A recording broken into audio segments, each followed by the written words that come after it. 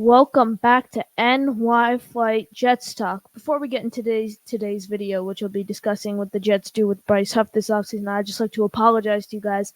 These last 2 weeks, I have not been able to produce content 4 to 7 days a week. I've been really busy with school. I had midterms last week. I have midterms this week. I can guarantee you, though, I'll get you at least 3 more videos this week, and then next week I'll be back to my full 4 to 7 days a week of posting content. So before we get into talking about what the Jets do with Bryce Huff this offseason, I'm going to pull up a tweet that Connor Hughes tweeted out this morning. The Jets are bringing back O-line coach Keith Carter. He was a priority addition for Robert Saleh this past offseason. Change there never considered. Todd Downing will also return. So obviously Connor Hughes, Keith Carter, Todd Downing coming back. The band's coming back together for one more year. Everyone's back.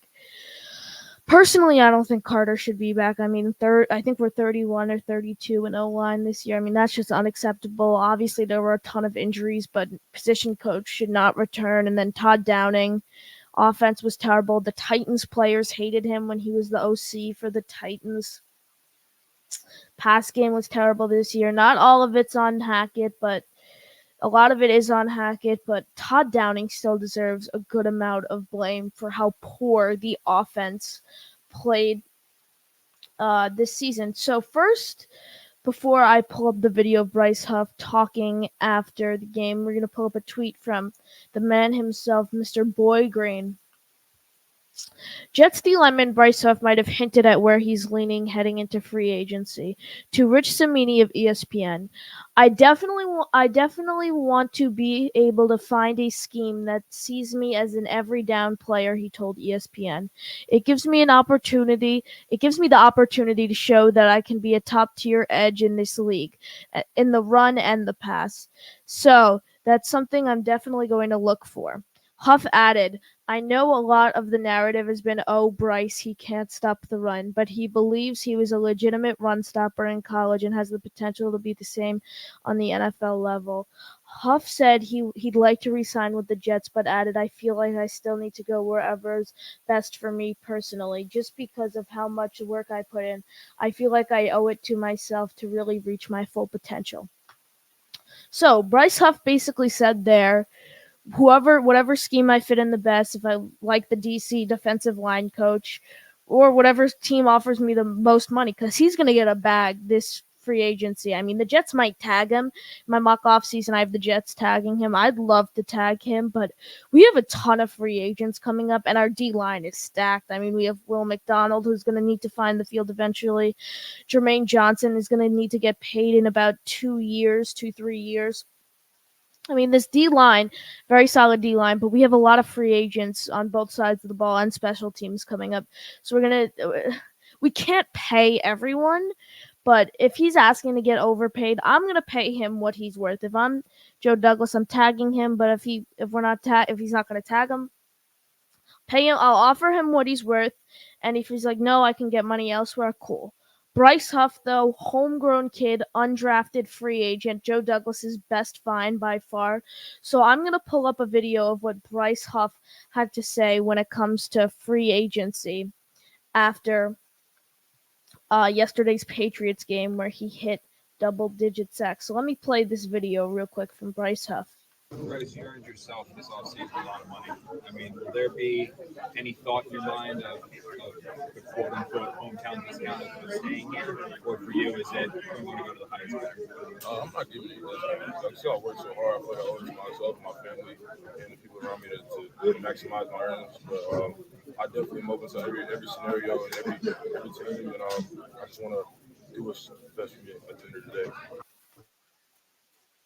So, you heard it from Bryce Huff. He's not going to give anyone any discounts. He's basically going to go to whoever offers him the most money, and he should. He is going to earn a ton of money this free agency, whether it's from the Jets, someone else on the market. He's been incredible this year. Obviously, double-digit sacks. But if I were him, definitely do the same thing. Take the most money from the Jets or somewhere else. But he 100% deserves it. Undrafted free agent. I mean, been incredible this year, double-digit sacks since Calvin Pace in 2013, and I think most since John Abram in 2005, as I pulled up that graphic earlier. So then we're gonna pull up another video from Joe Douglas this morning. He met with the media this morning, as today was like the like locker clean out day for the team.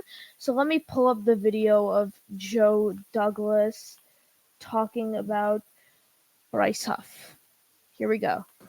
Yeah, Bryce is a great player development success story. I know I've talked about it before, and I mean, for an undrafted free agent to come in and finish his contract year, 10 sacks, that's a special thing, and he's well deserving of all his success. And so now we get to the we this is part of the business, right? And Bryce isn't the only free agent we want back, but this is part of the business, is just getting in our group, talking about the game plan moving forward for the offseason and the best way to proceed. But whether it's Bryce or Ashton or Mackay or any of those free agents, it's important. It's important to have that discussion and determine what the best role for them and how aggressive we want to pursue those guys. But very couldn't be more proud of Bryce and what he's accomplished. So that's what Joe Douglas had to say on Bryce Huff. He said, love to have him back, as he would always say. I mean, anyone with double-digit sacks, you'd love to have back, especially with a homegrown kid, undrafted free agent. But he also mentioned he really wants to – he's not the only free agent he really wants to bring back. He mentioned Ashton Davis. Mackay Becton, I don't even want to hear that name. But I think there's a ton of talented free agents this offseason that are set to become free agents from the Jets. But we also have guys in the coming years that we're like, Garrett Wilson's going to have to, I know that's not for a little while, but he's going to need to get paid. Will McDonald, I don't know if we extend him off his rookie deal. Jermaine Johnson is going to need to get paid. There's a ton of guys that are rookies that we haven't even thought about, but are going to need to get paid sooner rather than later. That's what Joe Douglas had to say on Bryce Huff. I mean, you heard it from Bryce directly. He's going to take the most money. I mean, personally, if I'm Joe Douglas, I'm putting the tag on him, giving him one more year to develop. Then we sign him long term if he's another solid year. If not, I don't know. But I think this year, tag him. Still gives us enough cap room. I mean, especially if we restructure Mosley and JFM, ton of cap room to still work more magic in the offseason. So thank you guys for watching, and we'll see you on the next one. Thank you.